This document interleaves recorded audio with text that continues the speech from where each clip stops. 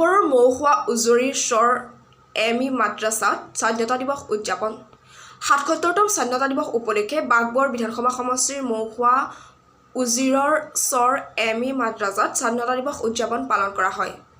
প্ৰত্যেক বছৰৰ ১৫ আগষ্টৰ দিনা এই স্বাধীনতা দিৱস উদযাপন কৰা হয়। আজি মৌখোৱা উজিৰৰ স্বৰ এমি মাদ্ৰাছাৰ খেলপথাৰত পতাকা উত্তোলন কৰা হয়। পতাকা উত্তোলন কৰে বিদ্যালয়ৰ প্ৰধান শিক্ষক দেলৱাৰ হুছেইনে। লগতে শিক্ষক শিক্ষয়িত্ৰীসকল আৰু এই অঞ্চলৰ গণ্যমান্য ব্যক্তিক লৈ প্ৰাক্তন ছাত্ৰ ছাত্ৰীসকলক লৈ আৰু বিদ্যালয়ৰ ছাত্ৰ ছাত্ৰীসকলক লৈ পতাকা উত্তোলন কৰা হয়। উজিৰৰ পৰা চিৰাজুল হকৰ ৰিপৰ্ট, নিউজ 2 আছাম।